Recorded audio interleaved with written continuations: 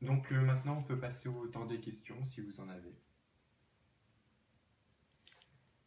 Alors, moi, j'ai une petite question pour voir quel lien tu fais entre, du coup, le rituel des sacrifices et le sacrifice de Jésus et, du coup, la place de la théorie de la substitution pénale dans tout ça. Le lien que tu fais avec tout ça. Alors, c'est une très bonne question. Alors, juste pour les auditeurs qui ne seraient pas forcément au clair avec tous les termes. Alors, la théorie de la substitution pénale, en fait, c'est une théorie qui s'est développée dans la théologie protestante, donc surtout à partir du XVIe siècle, qui comprend en fait le sacrifice de Jésus justement comme une... Donc dans substitution pénale, il y a deux termes, substitution et pénale. C'est-à-dire que le sacrifice de Jésus sert à payer nos fautes. C'est-à-dire que normalement, à cause de nos péchés, nous devrions être châtiés par Dieu, mais à la place du châtiment, ce n'est pas nous qui le recevons, mais c'est Jésus. Et donc, dans cette vision des choses, le sacrifice de Jésus a remplacé la peine que nous devrions subir. Alors, le gros problème de cette théorie, c'est justement qu'on a tendance, que ceux qui y adhèrent ont tendance à relire ou à lire tout le Lévitique à travers cette théorie. Simplement, lorsque on regarde le Lévitique, on voit que cette théorie ne tient pas du tout. Pourquoi? Tout d'abord, cette théorie suppose que toutes les fautes pourraient être remplacées par des sacrifices. C'est-à-dire que le paiement de nos fautes serait remplacé par un sacrifice. Or, si on regarde le tableau que je vous ai proposé tout à l'heure, on voit que les sacrifices, au contraire, ne concernent que certains types de fautes. Alors, je vais juste revenir brièvement. Donc, il y a trois types de fautes. Les fautes pénales, les fautes non pénales et ce que j'ai appelé la pollution. Les sacrifices servent avant tout à purifier l'individu. Mais cette purification ne remplace pas le paiement des fautes. C'est-à-dire que si la faute doit être sanctionnée par une peine, elle est sanctionnée par la peine. Et le sacrifice n'est là que pour accompagner la peine. C'est par exemple le cas parce que la peine, la faute rend impur l'individu et la communauté. Par exemple, si quelqu'un commet un meurtre, par exemple, il doit être sanctionné pour ce meurtre. Et en l'occurrence, c'est la peine de mort. Mais, en plus, toute la communauté est impure à cause de ce meurtre. Donc, la communauté doit offrir un sacrifice pour se purifier. Mais en aucun cas, un sacrifice pourrait remplacer la peine encourue. Et le second problème, c'est que souvent, enfin, un des sacrifices, c'est ce qu'on appelle le sacrifice pour le péché. Or, lorsque nous parlons de péché, nous pensons souvent à des fautes volontaires.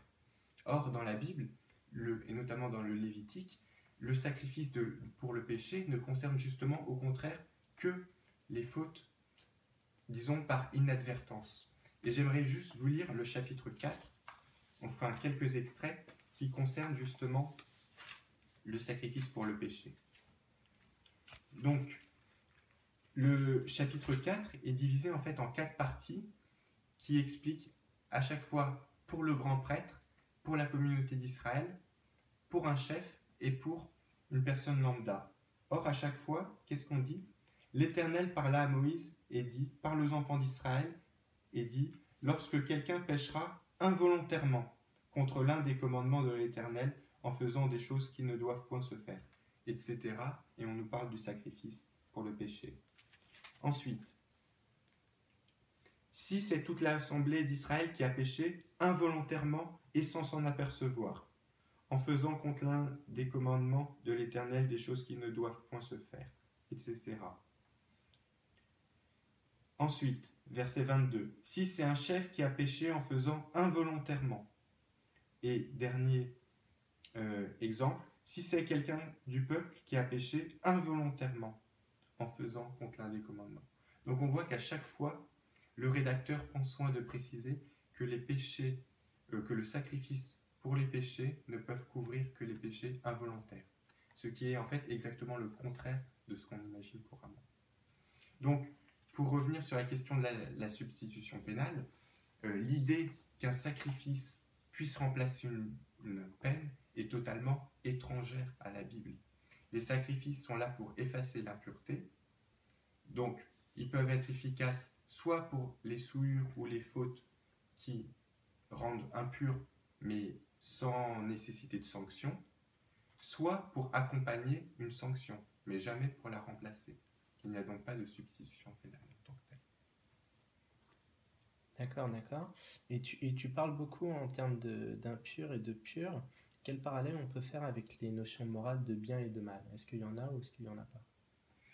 Je pense que c'est le deuxième point qui peut être difficile lorsqu'on aborde le pur, enfin le lévitique, c'est que les champs du pur et d'impur, alors ne sont pas totalement séparés de bien et de mal, mais ils ne sont pas notamment, enfin, mais ils ne recoupent pas notamment totalement ces deux notions.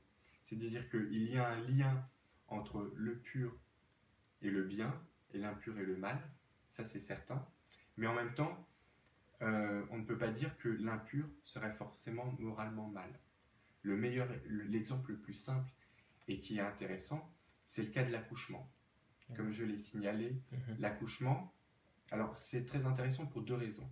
Le premier, c'est qu'on constate que lorsqu'une femme accouche, elle devient impure. Donc si j'avais précisé, si c'est un garçon, c'est 7 jours plus 33, et si c'est une fille, c'est 14 jours plus 66. Mais donc là, on voit bien que c'est de l'impureté, mais en soi, c'est pas mal. C'est la même chose, par exemple, une fille qui a ses règles, une femme qui a ses règles est impure. Mais là, il n'y a pas de notion de bien ou de mal. Donc on voit que l'impur ne recouvre pas le bien et le mal. Mais le deuxième point intéressant, c'est que dans le cas de, par exemple, d'une femme qui accouche, cela nécessite quand même un sacrifice pour le péché. Et donc c'est là où on voit bien que la définition du Lévitique, quand le Lévitique parle de péché, ce n'est pas du tout ce que nous on imagine couramment comme le péché. Alors le péché, je ne dirais pas que c'est exactement le contraire, mais par exemple nous on pense souvent péché, faute volontaire, meurtre et tout ça, alors que dans le Lévitique au contraire c'est souvent toutes les fautes involontaires et tout ça. Même si ça peut être plus large. Donc, juste pour bien comprendre, est-ce qu'on pourrait dire que le péché peut être impur, mais pas forcément mal? Qu'un péché peut être impur, mais pas forcément mal? Alors en français, c'est un peu dur de le dire parce que à cause de notre vocabulaire,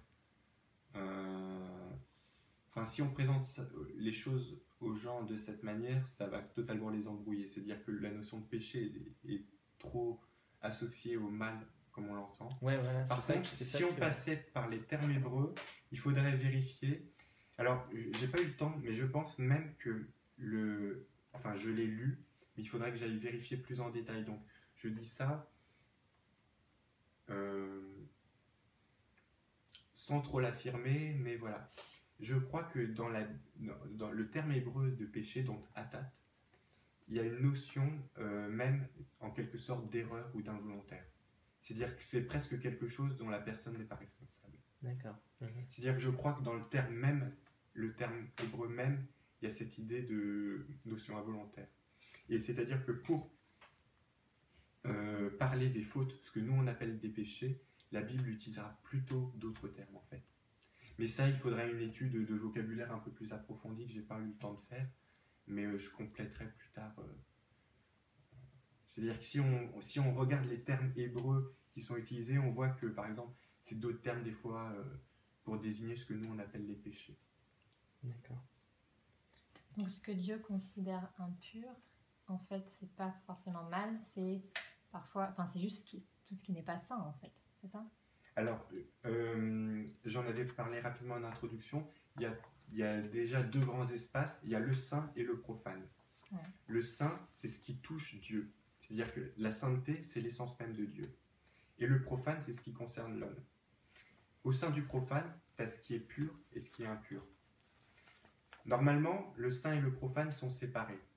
La particularité d'Israël, c'est justement que Dieu vient au milieu de son peuple. Du coup, le saint vient au milieu de ce qui est profane. Mais pour que ça puisse fonctionner en quelque sorte, il est nécessaire que le peuple soit pur. C'est-à-dire que le pur peut être en contact avec le saint, mais l'impur ne peut pas être en contact avec le saint. Et c'est l'exemple par exemple de Nadab et Abihu, les deux fils d'Aaron. Ils n'ont peut-être pas fait une faute très grave, mais parce qu'ils étaient en état d'impureté, ils sont morts. Et on a plein d'autres exemples dans la Bible où des gens qui n'ont pas forcément fait de faute, mais parce qu'en état d'impureté, ils ont touché à la sainteté, ils sont morts. Il y en a qui ont touché l'arche, hein, Voilà, sans faire c'est attention, l'exemple. sans de la rattraper. Je pensais à ça en fait, mais du coup c'était pour pas trop spoiler sur les science-fiction. Mais oui, par exemple, typiquement, le type, non seulement il avait rien fait de mal en retenant l'arche, mais il l'a même protégé. C'est-à-dire que sinon l'arche serait tombée à terre. Mais rien que parce qu'il était en état d'impureté, rien que ce fait-là, ça. Voilà. Et donc ça montre que ce ne sont pas les mêmes notions. Et au chapitre 11, tu as développé l'idée que les animaux purs et impurs, du coup, seraient...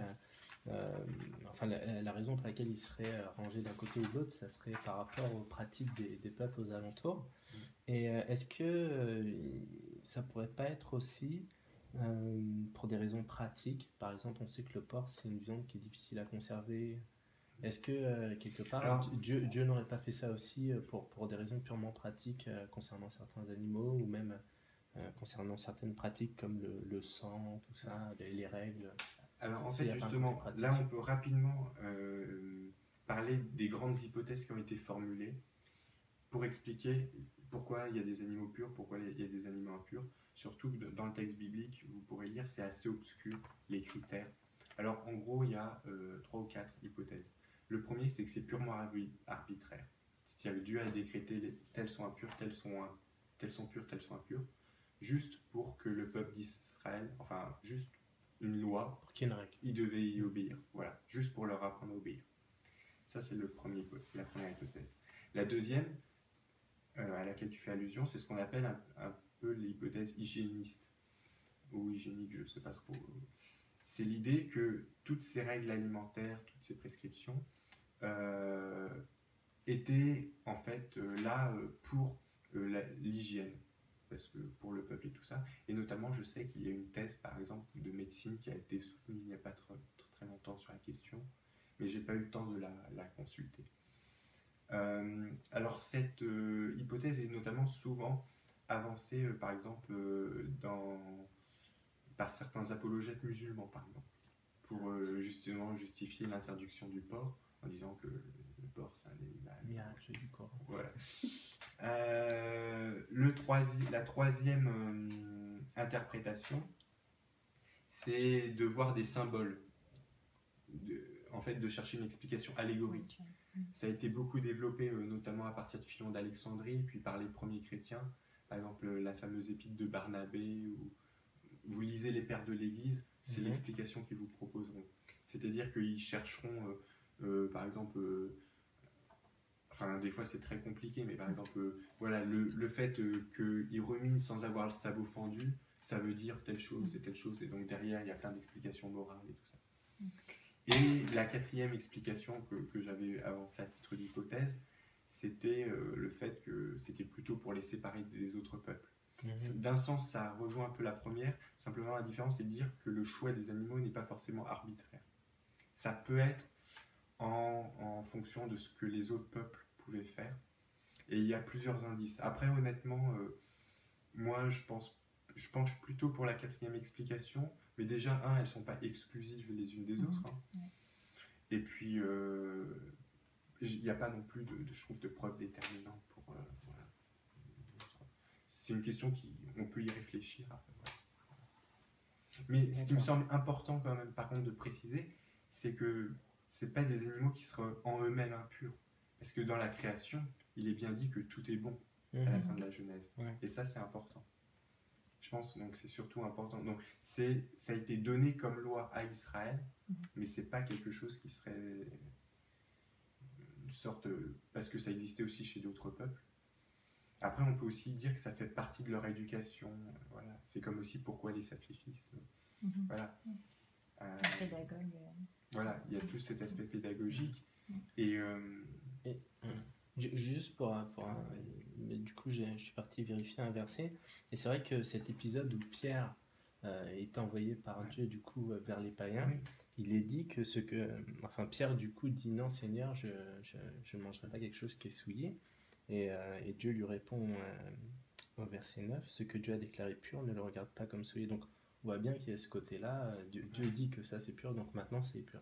Parce qu'il y avait aussi l'idée, et c'est exactement ce qu'illustre ce passage avec Pierre, c'est que ces interdits alimentaires, ça séparait le peuple des autres nations. Voilà, tout à fait. Et justement, Jésus est venu mettre fin à cette séparation. Ouais. C'est-à-dire que forcément, Ouais. si tu as des interdits alimentaires, tu peux pas manger avec n'importe qui. Parce Ouais. qu'en plus, il y a toutes ces règles qui sont assorties Tout à fait. de j'ai pas le droit de manger ça, ça, ça. Mais à partir de là, eux, ils ont continué quand même à ne pas manger de porc. Non, Voilà. Pierre, par exemple. Bah, Pierre, lui, ça dépendait. Justement, ça c'est toute la controverse avec Paul. Ce que Paul reproche à Pierre, c'est que son attitude changeait en fonction des personnes. Parce Visiblement. que Paul, du coup, enfin, Non, je devrais pas t'interrompre. Non, non. vas-y. C'est-à-dire que Pierre, visiblement, ce qui se passe, c'est que quand il n'y avait que les païens, il se comportait librement, mais que quand, notamment, les envoyés de Jacques étaient venus, il se séparait des païens, et il se mettait à resuivre les règles judaïques. Donc Paul reproche à Pierre un peu d'être hypocrite. D'accord. Mais visiblement, Pierre était Il pas change là-dessus. d'avis vers la fin, puisqu'il dit après que je Ouais. me suis fait tout à tous. Enfin, Paul, Ouais, après, ouais. plus tard, change d'avis. Oui. Et disons que je pense que après les circonstances sont peut-être un peu différentes, c'est-à-dire que à Antioche, comme c'était majoritairement des païens, il avait peur aussi que le comportement de Pierre puisse troubler les gens en fait. Ouais, Tu d'accord. vois. C'est toujours, c'est aussi quand Paul dit tout m'est permis mais tout m'est pas utile, tu vois. C'est dans quelle mesure ce que je fais peut troubler aussi les gens, tu vois. Et je pense qu'il y a aussi tout cet enjeu de créer une confusion par rapport à la loi, par rapport à la circoncision, car sinon Paul aussi au bout d'un moment fait circoncire. Mhm. Alors je sais plus si c'est Tite ou Timothée, et alors qu'à une autre fois il refuse la circoncision. Tu vois. Donc C'est en fonction du contexte. voilà, c'est aussi ça, voilà, cette souplesse. Paul a la liberté justement, voilà, mais il sait en même temps l'user à bon escient.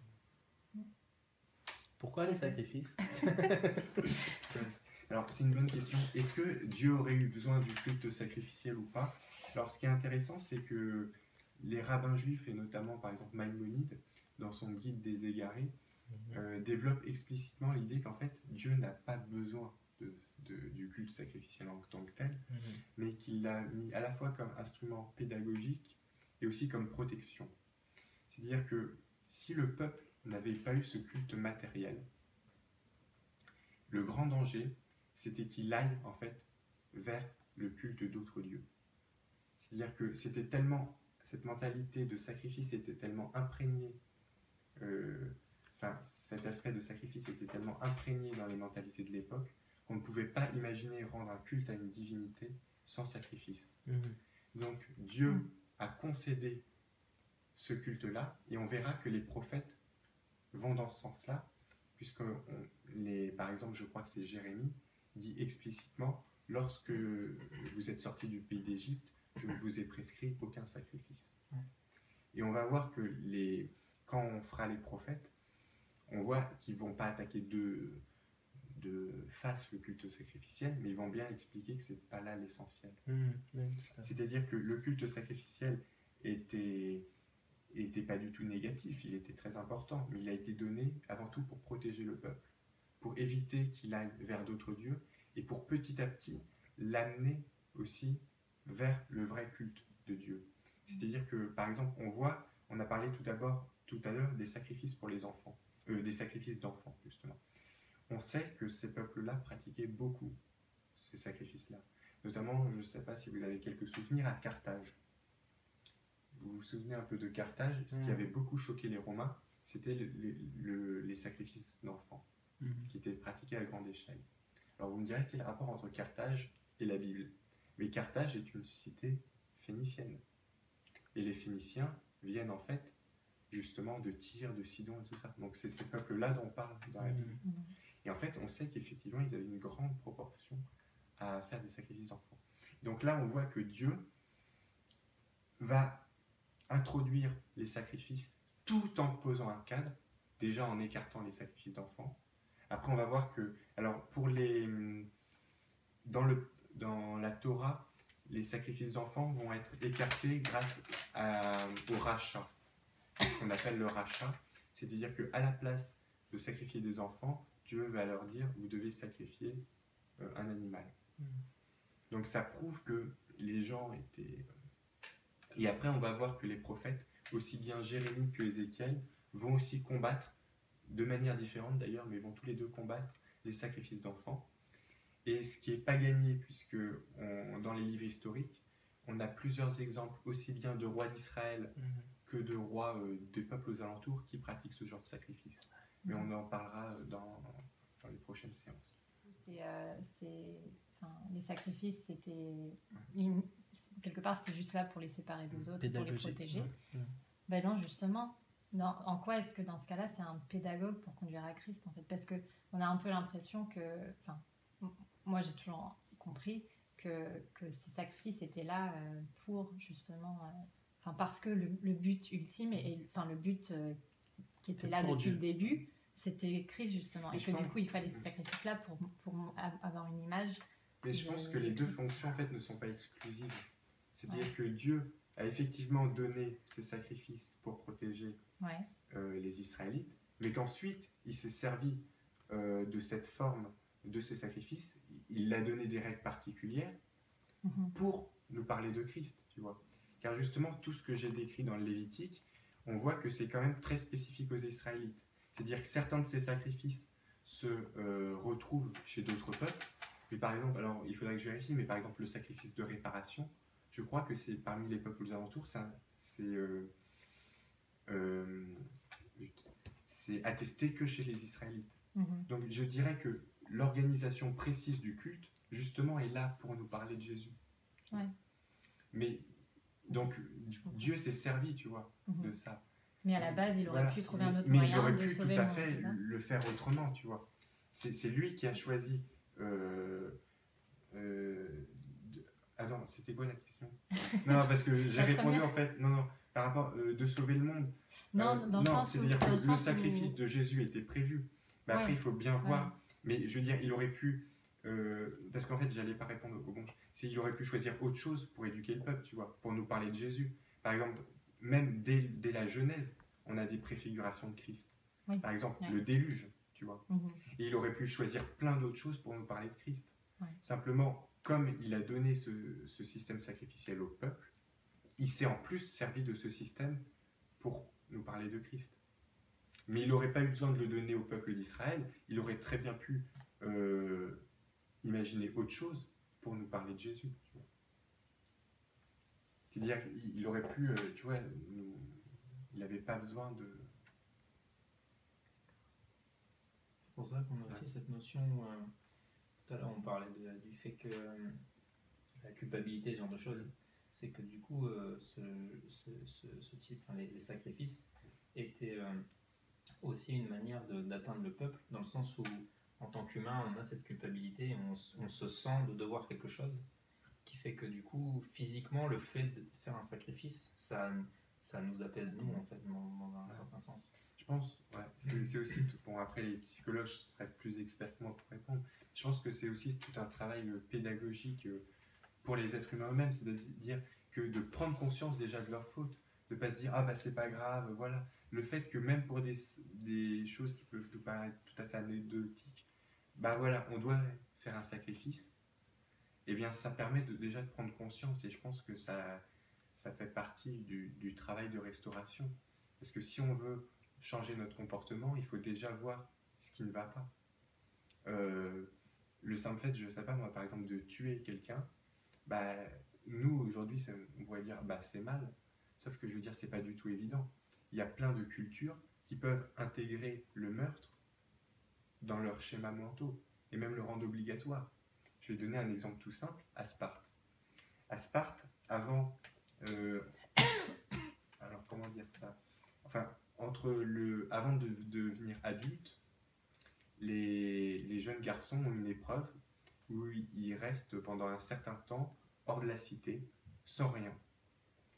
Et donc, ils doivent se cacher toute la journée et le soir, aller chercher de quoi se nourrir et tout ça. Et en fait, pour se nourrir, ils sont obligés en fait d'aller attaquer les ilotes.